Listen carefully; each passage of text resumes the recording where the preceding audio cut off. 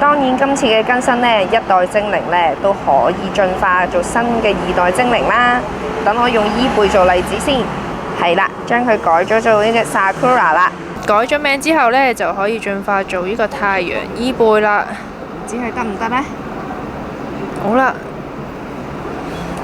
我係第一次進化伊貝㗎。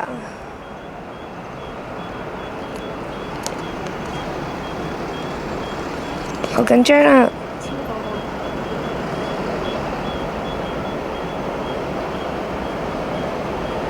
耶！得咗啊！太陽伊貝 Sakura， 耶！196，又開咗我個新圖鑑啦〜